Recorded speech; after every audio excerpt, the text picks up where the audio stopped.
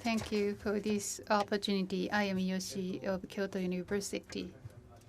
Professor Liu, his talk really impressed me. Well, only this morning I was told what he was going to talk, and I did not know any details, so I was very much impressed here, listening to his presentation. 3 years ago, I came back to Japan and I joined the faculty of Kyoto. I was in US for 20 years, and I was at MIT for the last 3 years in US, to be honest. Harvard. Well, I went to MIT in 2008 or 9, and Harvard it has been using technology. I knew that Harvard was a pioneer. Concerning online education, before the start of the MOOC, the Harvard was not one of the top-notch about the use of technology before the start of the MOOC. But today, as you heard today, there are 63 MOOC courses available, and we also have blended courses. And during the past 5 years or so, Harvard transformed a lot thanks to efforts made by the Professor Liu and the commitment by the leadership of the university, Harvard University. I was especially impressed by the fact that you have wonderful core commitment. And concerning the creation of the content for MOOC, it's more about the technology. But the more important is how you are going to make MOOC content meaningful for the educational purposes. And you can make 63 courses, but more important is that you make sure that the 63 courses are effective as learning experiences.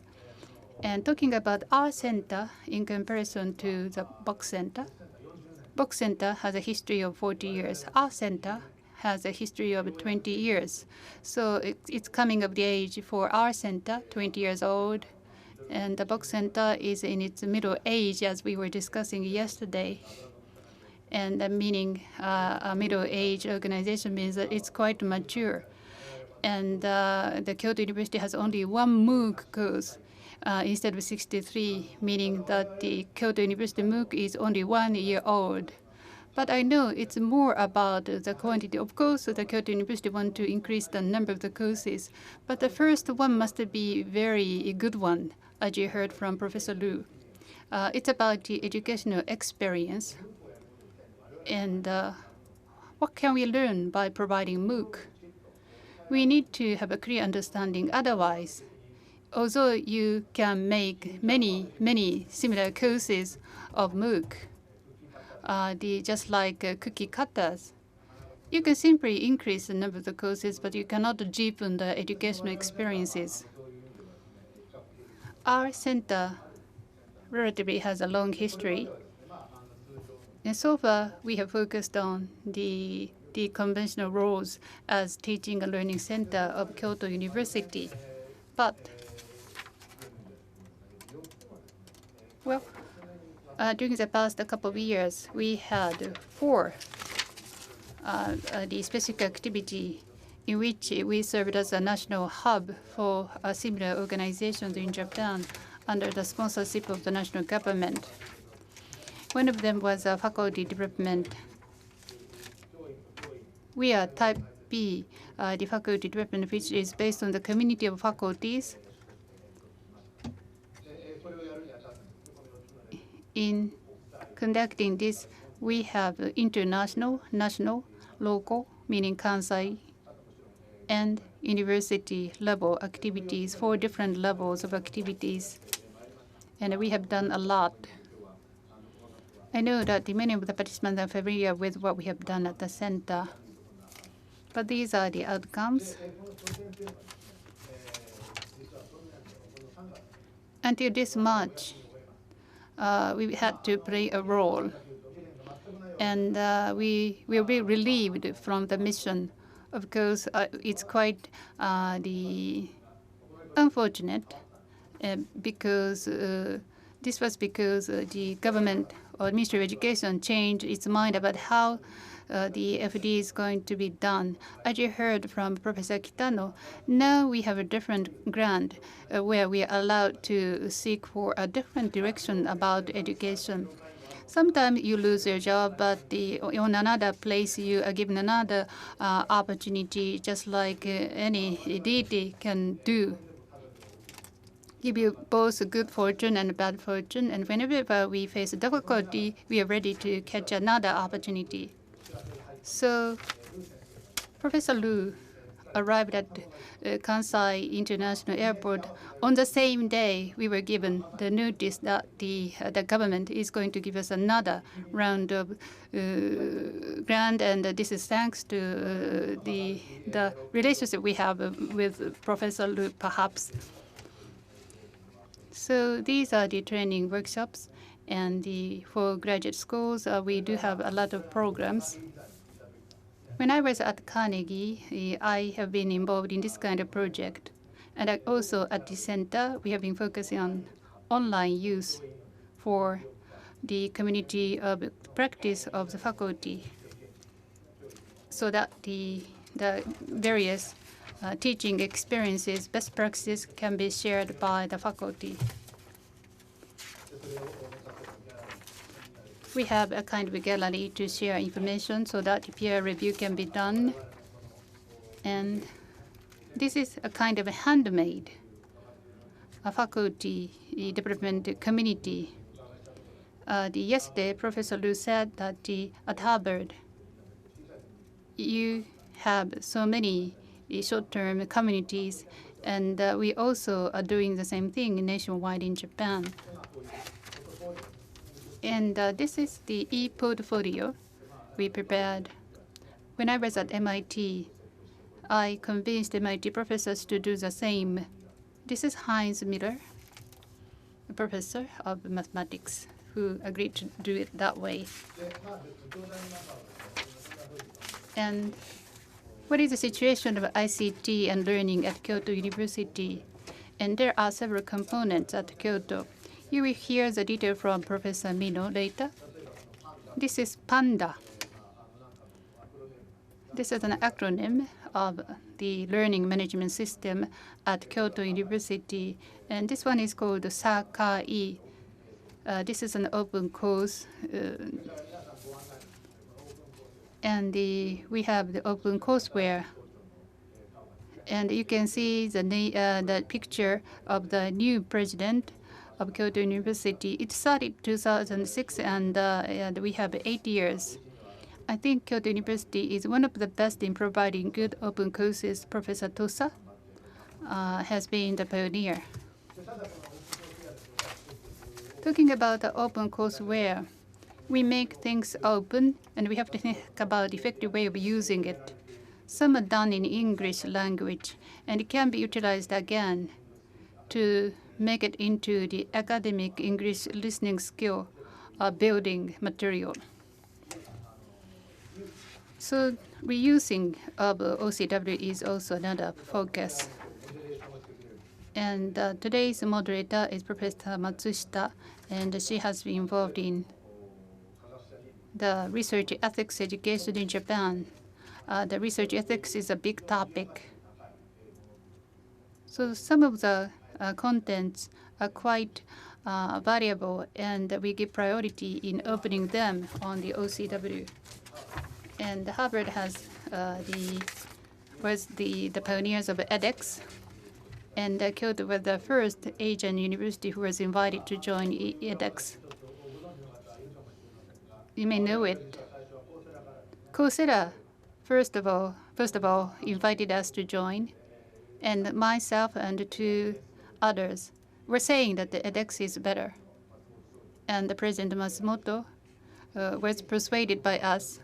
I gave him a lot of explanation, and this is a chronicle I cited to convince our president. I said that the edX is better, personally, because, as you heard from Professor Liu, the member university of the edX of collaboration are committed to the innovation of education. If it's only about preparing MOOC, it doesn't care which organization you're going to join. But edX is a non-profit organized by universities. And the MOOC should be able to satisfy our mission to offer better education. We joined edX, and things are quite difficult. And the speed is much slower than I expected when it comes to the collaboration among different universities.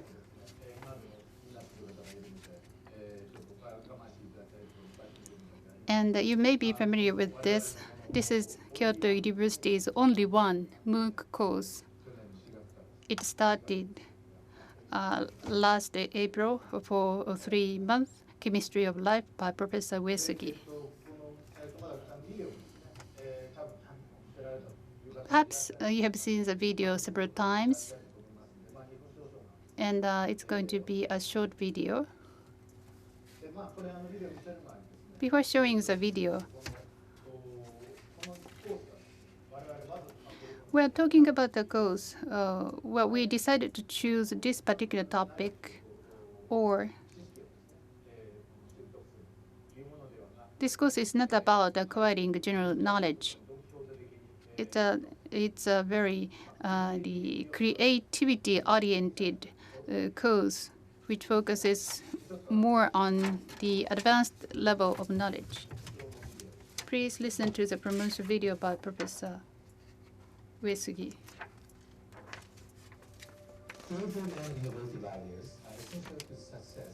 Creativity というのがビジネスの成功には重要である。しかし、実際にコースアイデアをクリエイトするコースに参加することはできません。科学、生物学では高校では別々に教えている。しかし大学 integrated into a single discipline in which many different ideas can be created.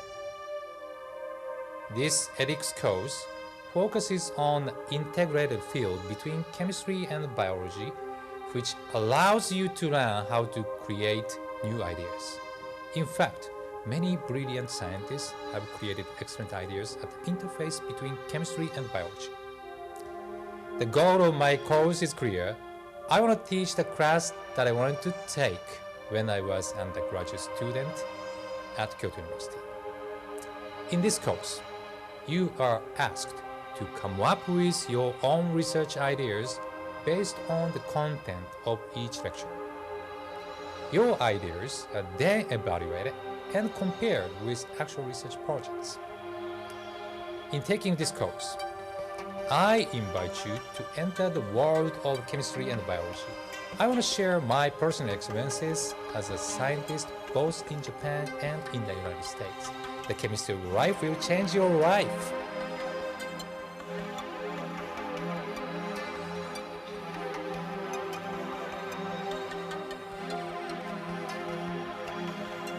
はい、でこれはですね、もう去年。So this was a course provided last year, and this April the course will start again. The same content, but with a lot more improvement on how we are going to provide the content. So it's in the virtuous loop or cycle of continuous improvement. We learned a lot during the past 6 months, and we want to use that knowledge for the better course. So this is a unique course we are already providing. And Professor Uesugi does not like multiple choice questions. He said that it doesn't fit his course. Instead of using the multiple choice questions, how can we assess that the students are acquiring creativity? So assessment presented a big challenge. This shows you one of the videos. At Kyoto University, in his classes in the same course, these are the results of the assignments he usually receives from his students. The students present a lot of ideas, and Professor Uesugi read it and assess and give grade. And he has done it in Overseas University in as an intensive course, and some were given in English. So new ideas, new concept of invention using the chemistry principle as a new business model were presented by students as assignments. But for a massive course, how can he assess and evaluate all of these? But we decided we have to do it, starting with some the tests. These are the formula of 100 effective drug or pharmaceutical. Ask the student to pick up one and give a character to represent the characteristic of the drug chosen. This is an antidepressant. In the case of antidepressant drug, you can see a girl in breakdown, and she could overcome the depression.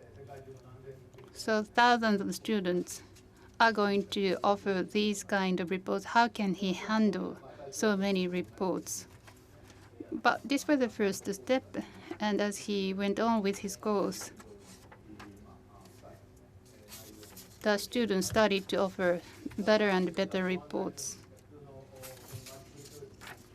But if it's about a MOOC course of multiple choice questions, it would be easier. But the evaluation is quite difficult. Thousands of students, 20,000 registered at the beginning.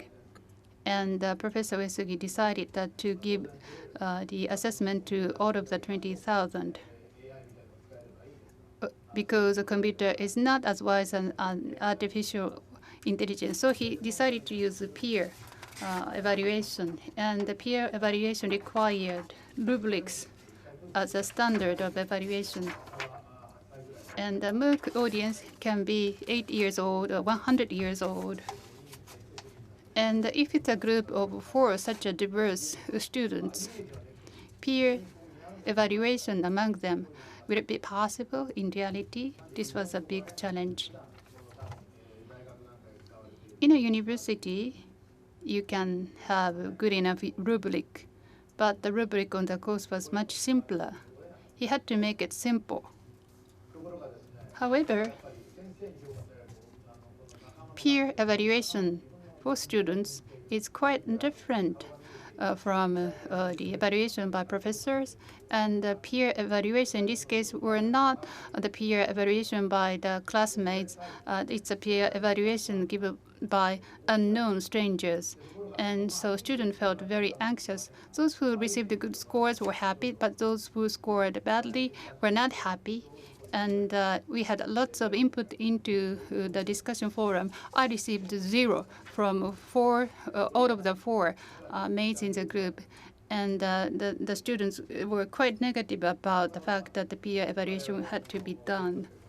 So during the course, we had to make sure to make things calm. It's a good memory today. But at that time, I knew I have to do something to improve the situation. Instead of stopping the peer evaluation, how can we improve the peer evaluation was one of the tasks I had to take up. And this was something quite difficult, and I wanted to do something interesting, and we decided to invite top students during the course through the screening, a short list of 15, and we made them prepare 2-minute video on YouTube. This person was from Peru, and she made a presentation on the assignment given on the course. Then we made the list shorter. He selected 6, and 6 were invited to Kyoto University. One of them, the person, the left on the front line, and she is now nominated as a student with a national scholarship. This was kind of experiment we did in the course. So this is what we did for the course. Another experiment is here, blending, as you heard Professor Liu. So the timing that in the same timing we were providing MOOC, and in Kyoto University the same course was given in Japanese for about 50 Kyoto University students. And these 6 were selected as the top students in the MOOC, and we wanted to combine this online and on-campus learners. Now, today we are joined by Professor Shuhei Kimura from Ritsumeikan University, and he gave us cooperation and did a survey on the Kyoto University students who participated in this blended initiative and their response. Now, what is the reason of taking this course? And this top one in the red circles, like 2 abilities to generate new ideas the students are interested in, and the second one, gain the basic knowledge. But this is the second one, the second priority.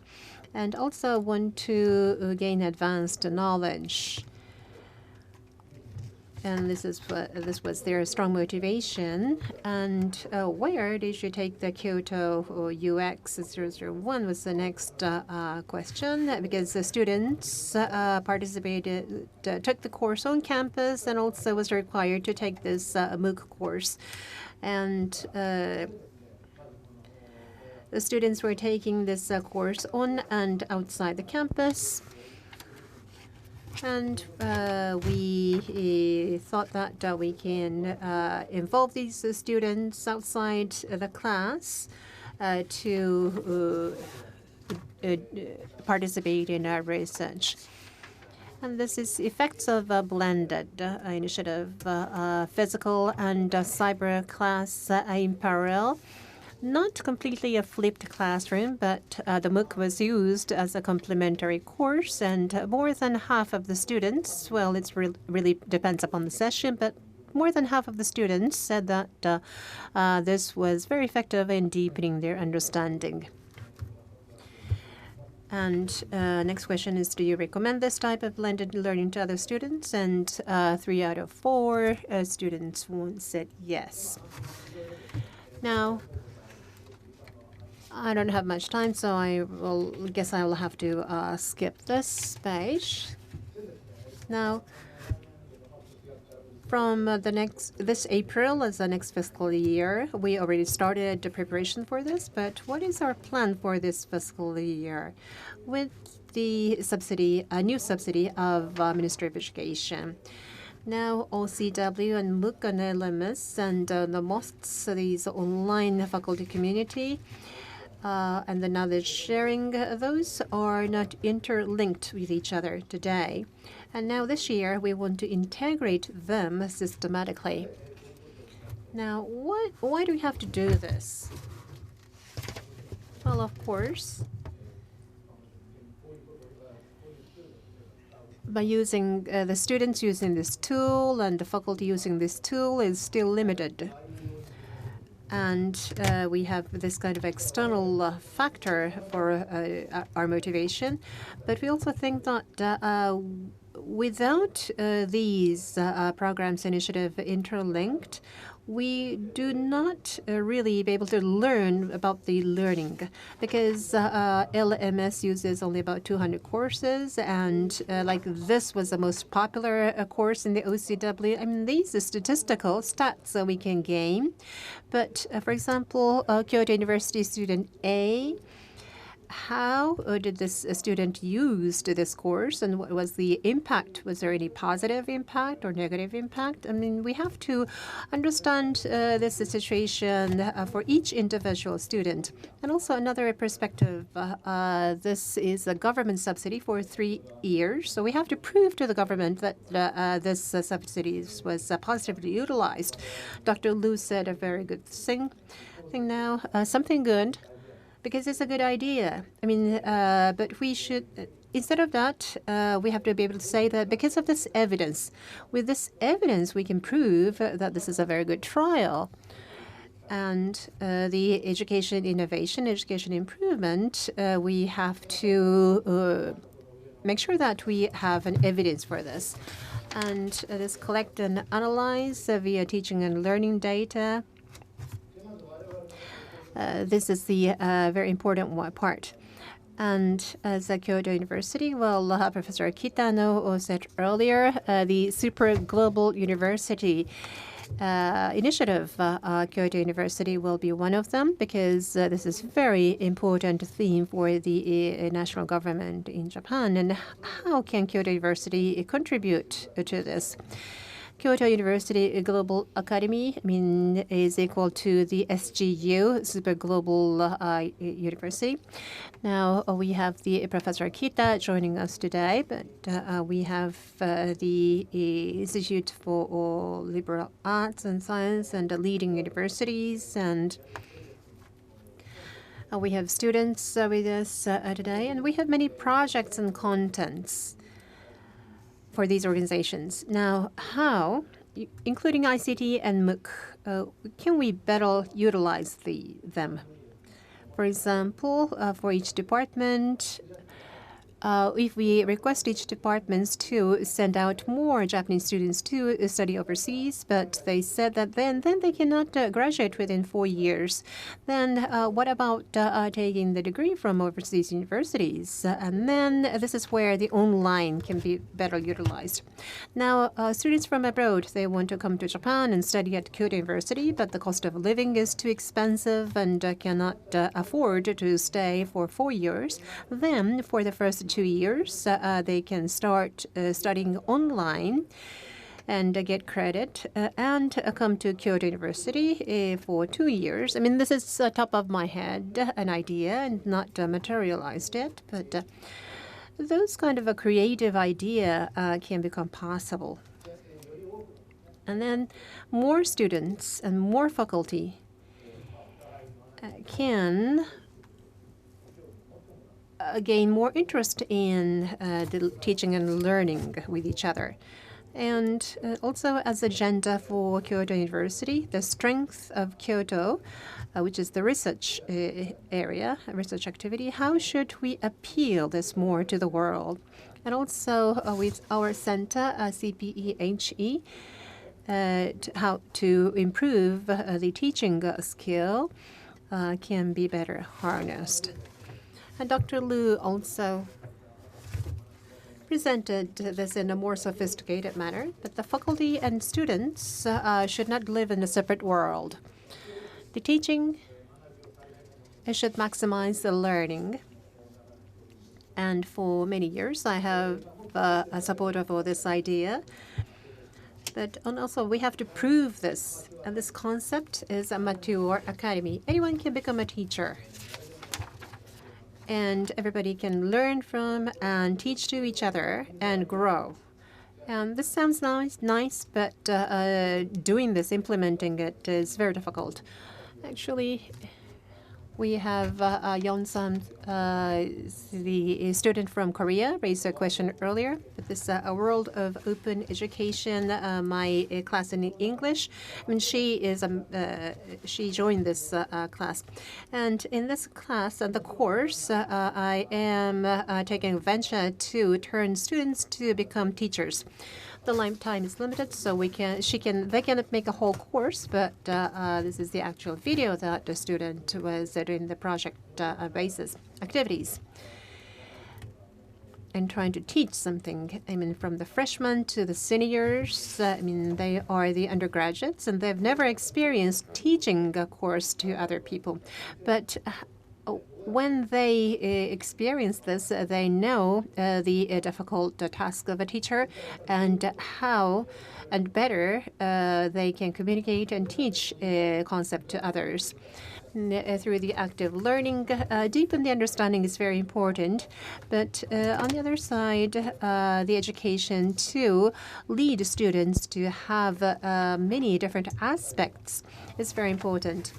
Well, I don't have much time. I want to put up the fireworks before I close my speech, as I usually do. Up until open courseware, we have been racing an institution level, but this MOOC, the individual faculty, is racing for the competences. So the power has been shifting from organizational level to individual level. And Now, some interesting pictures. The Iron Chef program. Now, faculties are iron chefs and racing for the better teaching skill, like a cooking skill race. And the students are like through the MOOC involved in the eating competition and eat as much as possible. Like I took 40 MOOC certificates and become the winner of this competition. And the globally, well, started to decelerate a little bit, but still, the MOOC and expectations upon MOOC is very high globally. There are many initiatives throughout the world. And as Dr. Liu said earlier, that both Harvard and Kyoto University will continue to survive in the future, but the higher education, including the universities, have to serve as the intellectual buffet and offer all you can eat or all you can learn.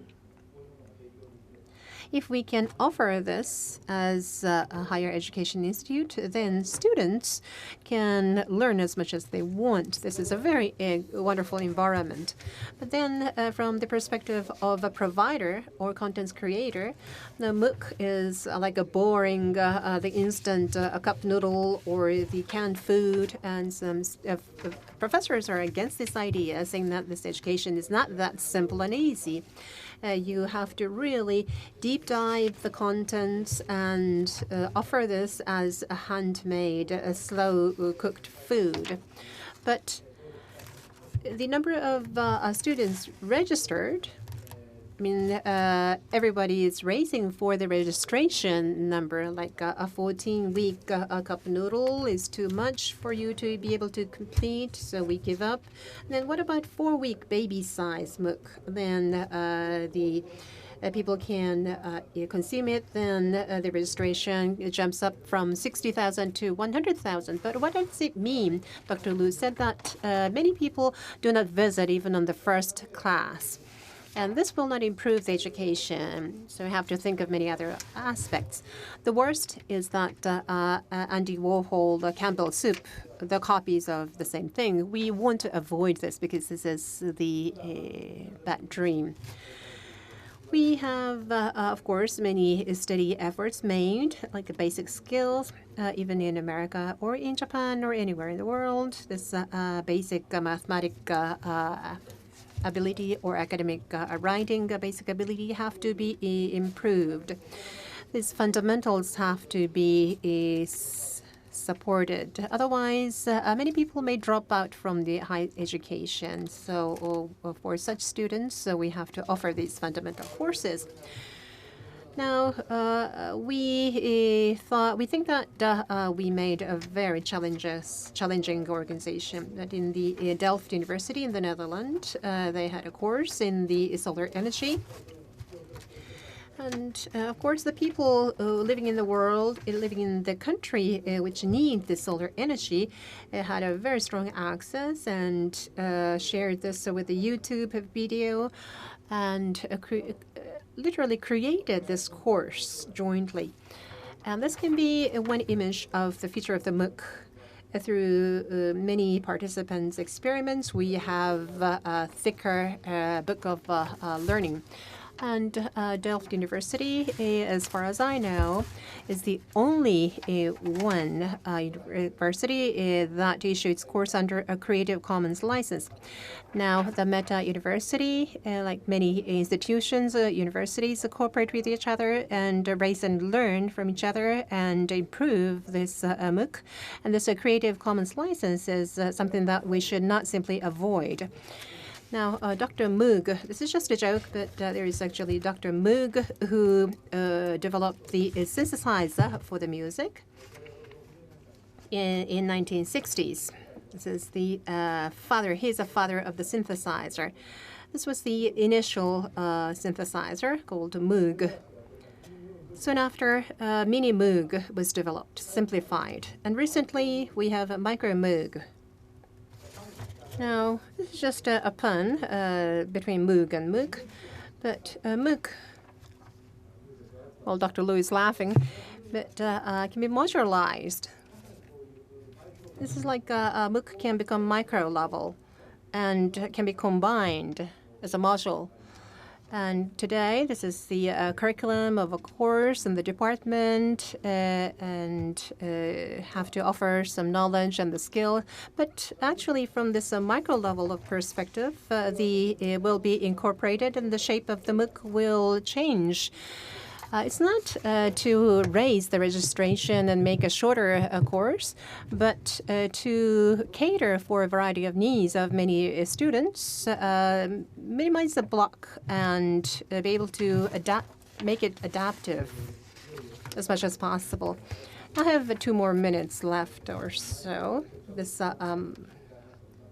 I've used these videos in the past, but I want to show this to Dr. Liu from Harvard X, Michael versus Michael. Now, which Michael? These 2 Michaels.